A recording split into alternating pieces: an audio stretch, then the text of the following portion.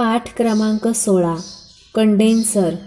जो घटक विद्युत ऊर्जा साठवून ठेवतो त्यास कंडेन्सर किंवा कॅपॅसिटर असे म्हणतात. इलेक्ट्रॉनिक्स व इलेक्ट्रिकल सर्किटमध्ये कंडेन्सरला फारच महत्त्व आहे. दोन्ही सर्किटमध्ये DC व AC वर कंडेन्सरची कार्यपद्धत वेगवेगळी असते. इलेक्ट्रिकल सर्किटपुरतेच सांगावयाचे झाल्यास वर्कशॉप किंवा कारखान्यात AC मोटारी आणि fluorescent tube, mercury lamp, sodium vapour lamp इत्यादी असा लोड जास्त प्रमाणात वापरला जातो. त्यामुळे एकूण वायरिंग इन्स्टॉलेशनचा पॉवर फॅक्टर कमी होऊन सारख्याच लोडसाठी करंट वाढतो. वाढीव करंटमुळे पॉवर लॉसेस वाढून वीज महाग पडते. अशा ठिकाणी कंडेन्सरच्या जोडणीमुळे पॉवर फॅक्टर सुधारून करंट कमी होतो, म्हणून वीजही स्वस्त पडते. अशा फायद्याबरोबरच कंडेन्सरचे अनेक फायदे आहेत. ते फायदे कोणकोणते आहेत याची माहिती त्या त्या प्रकरणात पुढे येईलच, परंतु या ठिकाणी कंडेन्सरची रचना, कार्यपद्धत, प्रकार इत्यादीबद्दल माहिती येथे पाहू. कंडेन्सरच्या रचनेत दोन धातूच्या पट्ट्या एकमेकांपासून इन्सुलेट करून ठेवलेल्या असतात. दोन पट्ट्यांमध्ये जे इन्सुलेशन वापरलेले असते त्यास डायइलेक्ट्रिक असे म्हणतात. साधारणपणे कंडेन्सरमध्ये डायइलेक्ट्रिक म्हणून हवा, अभ्रक, कागद, सिरॅमिक इत्यादी इन्सुलेटरचा वापर केलेला असतो. कंडेन्सरमध्ये अ आणि ब अशा दोन प्लेट्स एकमेकांपासून डायइलेक्ट्रिकच्या साहाय्याने इन्सुलेटेड करून त्यास बॅटरीमार्फत DC विद्युत पुरवठा दिलेला आहे. ब प्लेट बॅटरीच्या पॉझिटिव्ह टोकाला जोडलेली असल्यामुळे ब प्लेटमधील निगेटिव्ह चार्ज असलेले इलेक्ट्रॉन्स बॅटरीच्या पॉझिटिव्ह टोकाकडे आकर्षिल्या जातात. त्यामुळे ब प्लेटमधील इलेक्ट्रॉन्स प्रोटॉनपेक्षा कमी होऊन ब प्लेट पॉझिटिव्ह चार्ज धारण करते. अ प्लेट बॅटरीच्या निगेटिव्ह टोकास जोडलेली असल्यामुळे ब प्लेटपासून आलेले इलेक्ट्रॉन्स बॅटरीमार्फत येऊन अ प्लेटवर जमा होतात. अ प्लेट व ब प्लेटच्या मध्ये इन्सुलेशन असल्यामुळे अ प्लेटवरील इलेक्ट्रॉन्स ब प्लेटकडे उडी घेऊन जाऊ शकत नाहीत, म्हणून अ प्लेटवर जास्तीचे इलेक्ट्रॉन्स होऊन ब प्रमाणे अ प्लेट निगेटिव्ह चार्ज धारण करते. म्हणजेच या स्थितीपर्यंत पॉझिटिव्ह प्लेटकडून निगेटिव्ह प्लेटकडे इलेक्ट्रॉनिक करंट वाहतो. यावेळी दोन्ही प्लेट एकमेकांच्या विरुद्ध चार्ज धारण केल्यामुळे त्या दोन चार्जेसमध्ये विद्युतदाब मिळतो. जेव्हा दोन प्लेटच्या मधील टर्मिनल व्होल्टेज व बॅटरीचा सप्लाय व्होल्टेज बरोबर होतील तेव्हा करंट वाहने, इलेक्ट्रॉन वाहने बंद होते, म्हणजे कंडेन्सर पूर्णपणे चार्ज होतो. अशावेळी जरी बॅटरी काढून टाकली तरीही दोन्ही प्लेटमधील चार्जेस कायम राहतात. अशा प्रकारे त्या दोन प्लेटमध्ये विद्युत ऊर्जा साठवून ठेवली जाते. कंडेन्सरवर बाहेरून लोड रेझिस्टन्स जोडला असता कंडेन्सरकडून लोडकडे करंट वाहतो व कंडेन्सर डिस्चार्ज होतो. कंडेन्सरचा कॅपॅसिटन्स. इलेक्ट्रिकल चार्जच्या स्वरूपात इलेक्ट्रिकल एनर्जी साठवून ठेवण्याच्या गुणास कंडेन्सरचा कॅपॅसिटन्स असे म्हणतात. कॅपॅसिटन्स म्हणजे कंडेन्सरची कॅपॅसिटी होय. कॅपॅसिटन्सची सांकेतिक खूण C असून त्याचे एकक फॅरेड हे आहे. संक्षिप्त रूपाने फॅरेड हे F या अक्षराने दाखवतात. फॅरेड हे मोठे एकक आहे, म्हणून त्यास मायक्रोफॅरेडमध्ये सांगितले जाते. 1 फॅरेड बरोबर 10⁶ मायक्रोफॅरेड किंवा 1012 पिकोफॅरेड. 1 फॅरेड = 10⁶ मायक्रोफॅरेड किंवा 1 फॅरेड = 1012 पिकोफॅरेड. कंडेन्सरचे कॅपॅसिटन्स C हा कंडेन्सरमध्ये निर्माण होणारा चार्ज Q च्या समप्रमाणात व कंडेन्सरला दिलेले सप्लाय व्होल्टेज V च्या व्यस्त प्रमाणात असतो. C बरोबर Q/V. Q C × V आणि V Q/C. जेथे C बरोबर कॅपॅसिटन्स फॅरेडमध्ये, Q बरोबर चार्ज कुलॉम्बमध्ये, V बरोबर सप्लाय व्होल्टेज व्होल्टमध्ये. कॅपॅसिटन्सवर परिणाम करणारे घटक. कॅपॅसिटरचा कॅपॅसिटन्स पुढील गोष्टींवर अवलंबून असतो. प्लेटचा आकार. कंडेन्सरचा कॅपॅसिटन्स हा प्लेटच्या क्षेत्रफळाच्या समप्रमाणात असतो. इतर घटक कायम ठेवून जर प्लेटचा आकार दुप्पट केला तर कॅपॅसिटन्सही दुप्पट होतो. दोन प्लेटमधील अंतर. कंडेन्सरचा कॅपॅसिटन्स हा दोन प्लेटमध्ये असलेल्या अंतराच्या व्यस्त प्रमाणात असतो. अंतर कमी असेल तर विद्युत क्षेत्राची घनता जास्त असते, त्यामुळे प्लेट्स जास्त चार्ज धारण करू शकतात. डायइलेक्ट्रिकचा प्रकार. कंडेन्सरचा कॅपॅसिटन्स हा दोन प्लेट्सच्या मध्ये वापरलेल्या इन्सुलेशनच्या डायइलेक्ट्रिक कॉन्स्टंटच्या समप्रमाणात असतो. डायइलेक्ट्रिक कॉन्स्टंट ह्यास रिलेटिव्ह परमिटिव्हिटी असेही म्हणतात. कोणत्याही डायइलेक्ट्रिकचा कॅपॅसिटन्सवर होणारा परिणाम हा त्या पदार्थाऐवजी हवेचा उपयोग केला असता होणाऱ्या परिणामाच्या किती पट आहे हे दाखवणाऱ्या आकड्यास डायइलेक्ट्रिक कॉन्स्टंट असे म्हणतात. हवेचा डायइलेक्ट्रिक कॉन्स्टंट नेहमी एक गृहीत धरून इतरांशी तुलना केली जाते. उदाहरणार्थ, अभ्रकाचा डायइलेक्ट्रिक कॉन्स्टंट K बरोबर 5.8 आहे, तर याचा अर्थ असा की जर कंडेन्सरमध्ये डायइलेक्ट्रिक म्हणून हवेच्या ऐवजी अभ्रक वापरले तर हवेपेक्षा अभ्रकामुळे 5.8 पटीने जास्त कॅपॅसिटन्स मिळतो.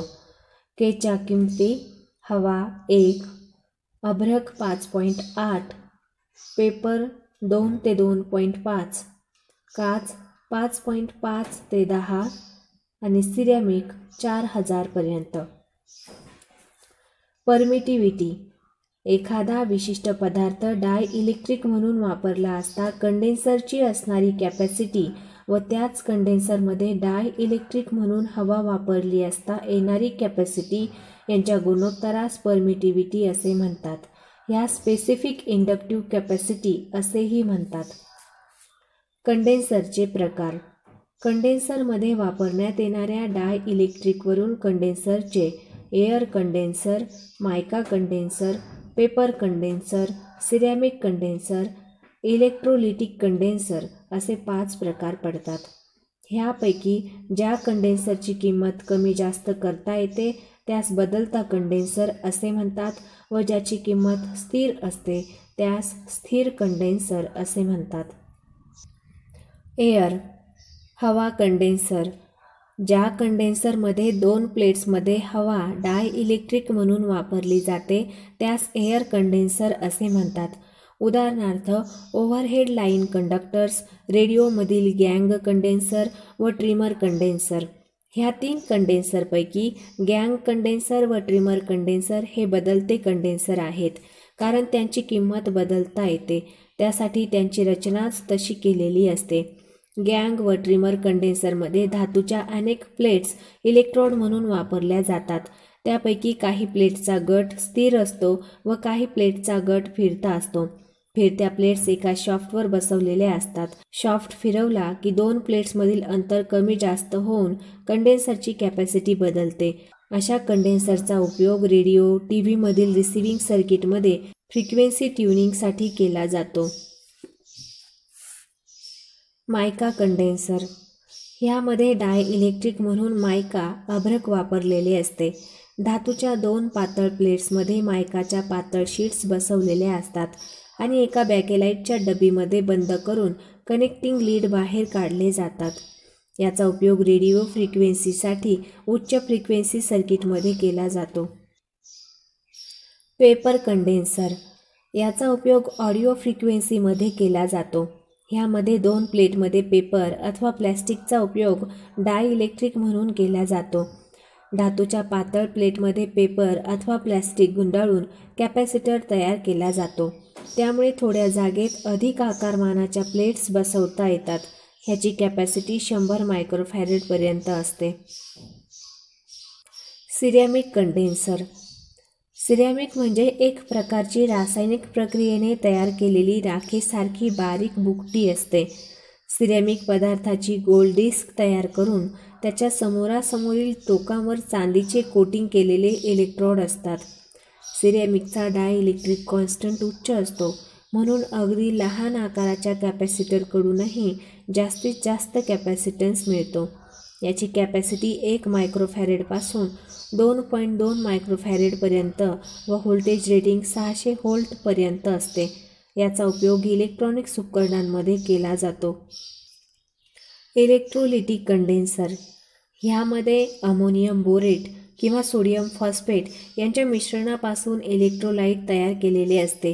त्यामध्ये ॲल्युमिनियम किंवा टेंटालियमच्या प्लेट इलेक्ट्रोड म्हणून ठेवलेल्या असतात. इलेक्ट्रोलाइट पातळ असल्यामुळे असे कंडेन्सर नेहमी उभे ठेवावे लागतात. परंतु काही इलेक्ट्रोलिटिक कंडेन्सरमध्ये इलेक्ट्रोलाइट द्रव रूपाऐवजी कोरड्या स्वरूपातही भरलेला असतो.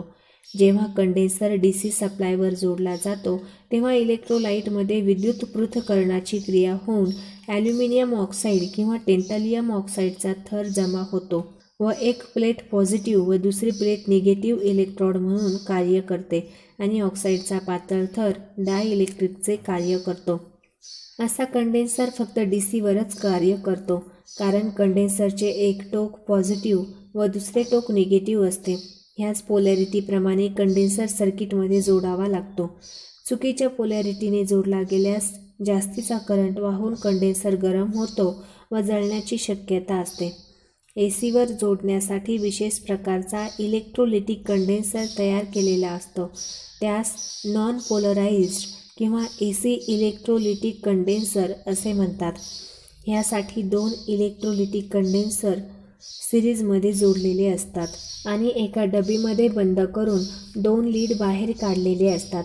अशा कंडेन्सरचा उपयोग AC सर्किटमध्ये पॉवर फॅक्टर सुधारण्यासाठी, डबल ट्यूब फिटिंगमध्ये स्ट्रोबोस्कोपिक इफेक्ट कमी करण्यासाठी व AC सिंगल फेज मोटर चालू करण्यासाठी केला जातो. कंडेन्सरची जोडणी. आवश्यक तेवढा कॅपॅसिटन्स मिळवण्यासाठी कॅपॅसिटरची जोडणी 2 प्रकारे केली जाते: सिरीज जोडणी, पॅरलल जोडणी. कंडेन्सरची सिरीज जोडणी. सर्किटचा एकूण कॅपॅसिटन्स कमी करण्यासाठी ही जोडणी केली जाते, परंतु ह्या जोडणीसाठी प्रत्येक कॅपॅसिटर सिरीजमध्ये जोडतेवेळी अचूक पोलॅरिटीने जोडावे लागते. सिरीज जोडणीचे गुणधर्म. सर्व कॅपॅसिटरचा चार्ज व एकूण सर्किटचा चार्ज सारखा असतो. Q = Q1 = Q2 Qn. प्रत्येक स्वतंत्र कॅपॅसिटर भोवतीचा व्होल्टेज त्यांच्या कॅपॅसिटीप्रमाणे असतो व सर्व व्होल्टेजची बेरीज सप्लाय व्होल्टेज एवढी असते.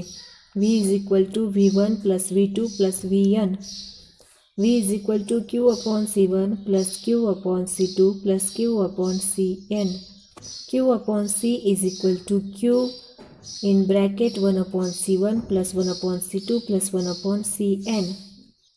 सर्किटचा एकूण कॅपॅसिटन्स हा 1/C = 1/C1 + 1/C2 + 1/Cn ह्याप्रमाणे काढून आलेल्या उत्तरास भागिले उलट गुणले अशी मांडणी करून माहित केला जातो. म्हणजेच तो C = C1 × C2 × Cn C1 × C2 + C1 × Cn + C2 × Cn ह्याप्रमाणे असतो. यामुळे सर्किटचा एकूण कॅपॅसिटन्स कमी होतो व तो सर्किटमधील कमीत कमी कॅपॅसिटन्सपेक्षाही कमी असतो. कॅपॅसिटरची पॅरलल जोडणी. यामध्ये प्रत्येक कॅपॅसिटरला मिळणारा व्होल्टेज व सप्लाय व्होल्टेज सारखाच असतो. V = V1 = V2 = Vn. प्रत्येक कॅपॅसिटरचा चार्ज वेगवेगळा असतो. Q1 = V × C1, Q2 = V × C2, Qn = V × Cn. N म्हणजे जेवढे कॅपॅसिटर असतील त्यांची संख्या. एकूण charge Q = Q1 + Q2 + Qn. C × V = V × C1 + V2 × C2 + V × Cn. म्हणजे C × V = V (C1 + C2 + Cn). C = C1 + C2 + Cn, जेथे V common वगळून. सर्किटचा एकूण कॅपॅसिटन्स हा सर्व कॅपॅसिटन्सच्या बेरजे एवढा असतो, म्हणून या जोडणीमध्ये सर्किटचा एकूण कॅपॅसिटन्स वाढतो. कॅपॅसिटरमध्ये साठवलेली ऊर्जा. एखादा कॅपॅसिटर विद्युत पुरवठ्यावर जोडला असता तो चार्ज होतो, म्हणजे त्यामध्ये विद्युत ऊर्जा चार्जच्या रूपात साठवली जाते. Q चार्ज हा कॅपॅसिटरचा कॅपॅसिटन्स व सप्लाय व्होल्टेज यांच्या समप्रमाणात असतो. चार्ज Q = C × V, म्हणून व्होल्टेज व कॅपॅसिटन्स यांचा गुणाकार व चार्ज यांचा आलेख काढल्यास तो लिनियर येतो. कुलॉम्ब चार्ज निर्माण करण्यासाठी काहीतरी विद्युत ऊर्जा खर्च करावी लागते हे उघड आहे. ती ऊर्जा माहीत करणे म्हणजेच आलेखातील त्रिकोण ABCचे क्षेत्रफळ काढावे लागते. ट्रायंगल ABCचे क्षेत्रफळ =1/2 × पाया × उंची याप्रमाणे. साठवलेली ऊर्जा =1/2 × C × V × V. 1/2 CV². ऊर्जा E =1/2 × Q²/C जूल. कॅपॅसिटरमध्ये साठवलेली विद्युत ऊर्जा किंवा कॅपॅसिटर चार्ज करण्यासाठी खर्च केलेली विद्युत ऊर्जा E =1/2 CV² जूल किंवा E =1/2 Q × V एवढी असते.